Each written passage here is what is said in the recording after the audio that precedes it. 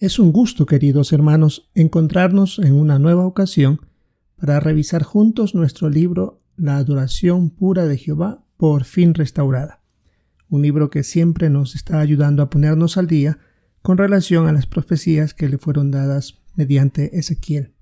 Para esta ocasión, en nuestro estudio bíblico de congregación, lo que tiene que ver con la semana del 5 al 11 de abril, tenemos la continuación de nuestro capítulo número 7, cuyo título es Las naciones tendrán que saber que yo soy Jehová. Recordamos que esta es la sección 2. Todavía nos mantenemos en esta sección con el título Contaminaste mi santuario. Así que, queriendo recordar un poco la idea principal de este capítulo 7, se basa en Ezequiel, el capítulo 25 y el versículo 17, que dice: lo que aprendemos de la relación de Israel con las naciones que despreciaban el nombre de Jehová. Ya hemos revisado los primeros 7 párrafos de este estudio del capítulo 7, así que ahora nos toca ver desde el párrafo 8 hasta el 15 más el recuadro 7a. Así que empecemos con la pregunta del párrafo número 8. ¿Por qué dijo Jehová que Edom era el hermano de Israel? Pero con todo, ¿cómo se portaron los edomitas? Si revisamos Deuteronomio 2, del 1 al 5, cuando los israelitas estaban vagando por el desierto, Jehová les dijo de que habían dado muchas vueltas por la montaña y que ahora pasaran por la frontera de sus hermanos, decía los descendientes de Esaú. ¿Quién era Esaú? Era el hermano mellizo de Jacob.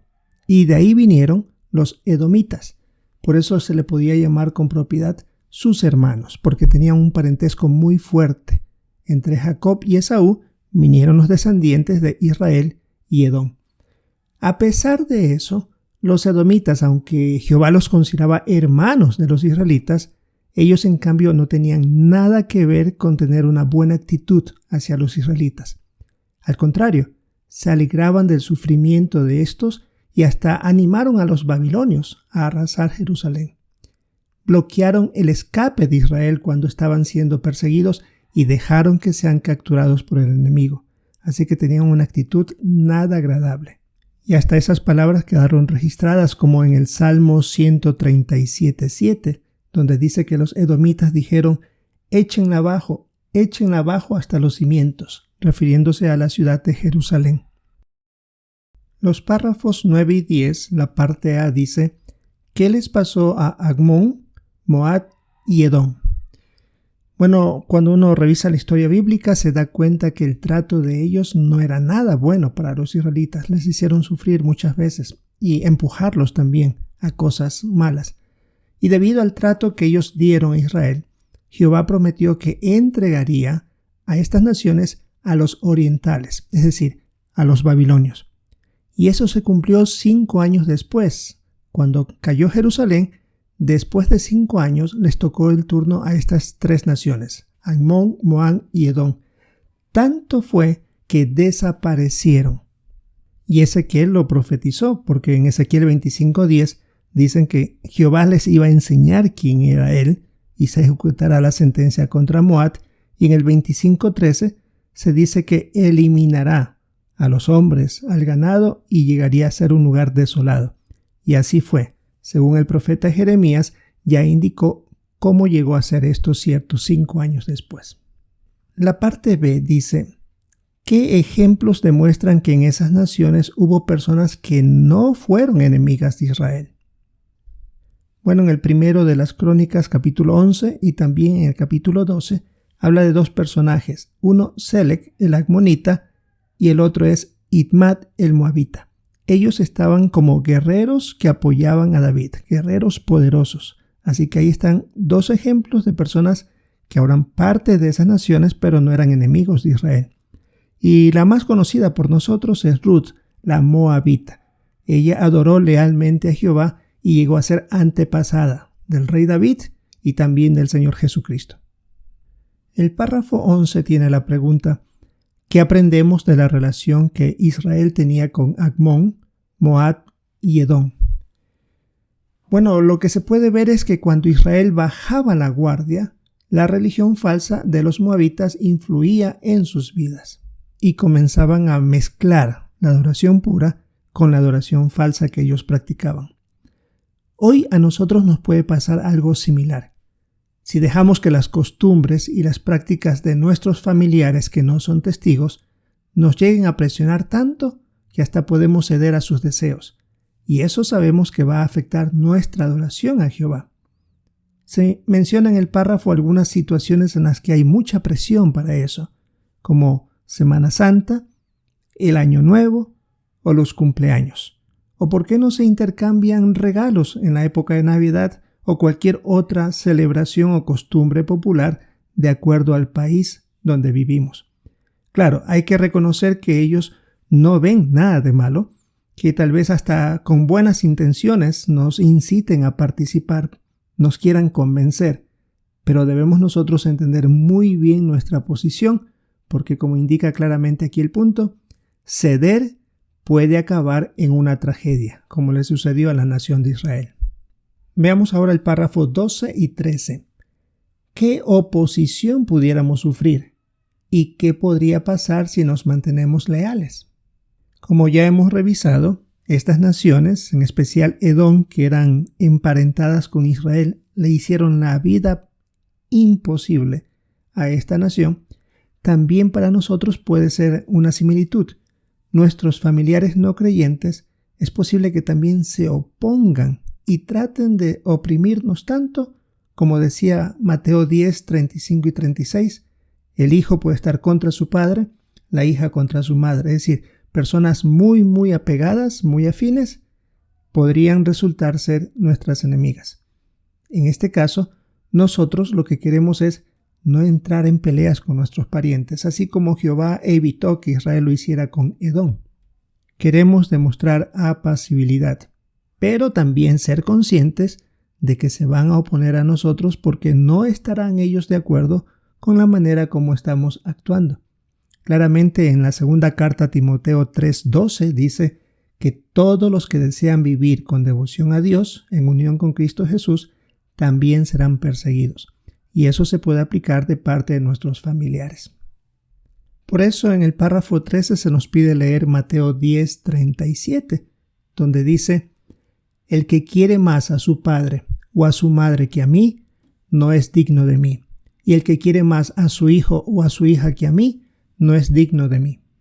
Como muy bien menciona el versículo, no está hablando de dejar de amarlos a ellos. Solo dice el que quiere más a padre o madre. Es decir, aunque ellos tienen gran influencia sobre nosotros, no deben tenerla más que Jehová.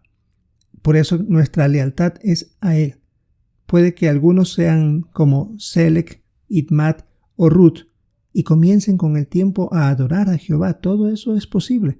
Por eso nosotros queremos hacer lo sumo posible para servir a Jehová, dar un buen ejemplo, y eso tal vez pueda ser suficiente para motivar a otros a servir a Dios. Ahora tenemos el subtítulo Jehová castigó con furia a sus enemigos. Los párrafos 14 y 15. La pregunta es, ¿cómo trataron los filisteos a los israelitas? Esta nación, como se describe en Génesis 21 y 26, pues ellos ya tenían antecedentes de haber tratado con Abraham, por ejemplo, con Isaac, así que ya era un pueblo de mucho tiempo atrás. Tanto fue así que cuando los israelitas entraron en la tierra prometida, ya los filisteos eran muy poderosos y con un ejército imponente. Y claro, su adoración no era a Jehová, era una adoración a dioses falsos. Y cuando Israel estuvo ahí como vecinos, teniéndolos a ellos como vecinos, pues también se dejaron ellos influir y adoraron a este tipo de dioses. Sin embargo, en el párrafo 15 se indica que cuando Israel era infiel, Jehová dejaba que los dominaran, incluso llegó a hacerlo por muchos años, y les pusieron restricciones muy fuertes, como la que se indica en el 1 de Samuel 4:10, donde les prohibieron que tuvieran ahí los herreros, es decir, no podían ni siquiera afilar lo que usaban para la agricultura. Todo se lo hacían los filisteos, así que había una presión muy grande, tanto económica, moral, psicológica. Pero también se indica que cuando los israelitas se arrepentían, Jehová los rescataba mediante los jueces. Por ejemplo, se hablaba de Sansón y también de Saúl y David como los reyes que Jehová utilizó para liberarlos de los filisteos mientras ellos eran obedientes.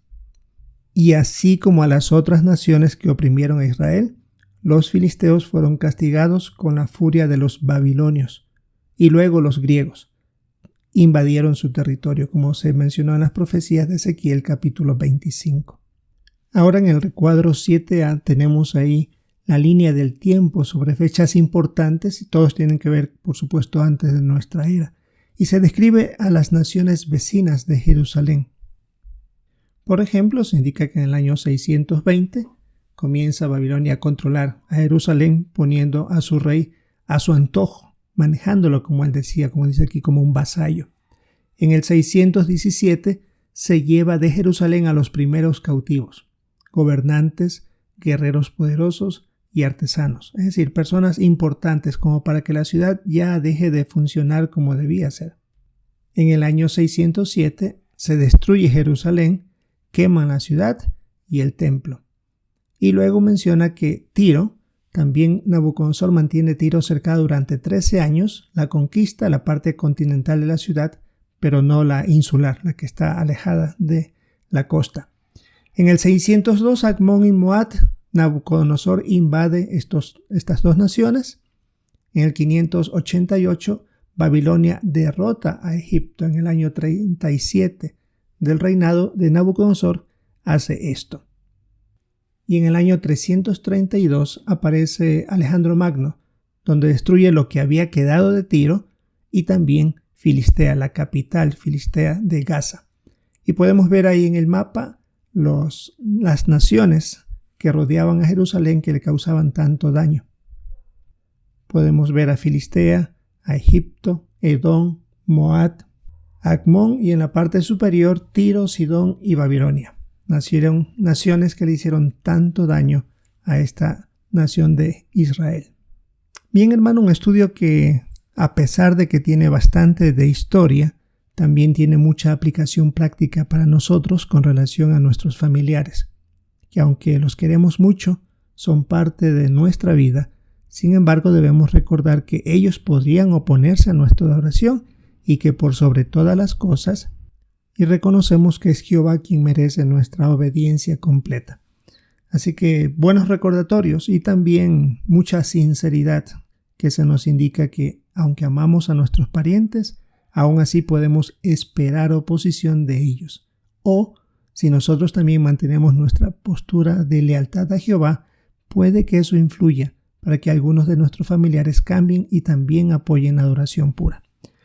Hemos revisado entonces, hermanos, lo que tenía que ver para nuestra semana del 5 al 11 de abril. Esperamos el poder participar con nuestros comentarios y también prestar mucha atención a los de nuestros hermanos durante la reunión de entre semana. Esperamos que podamos seguir revisando juntos nuestro libro Adoración Pura y si es la voluntad de Jehová esperamos encontrarnos en una próxima ocasión.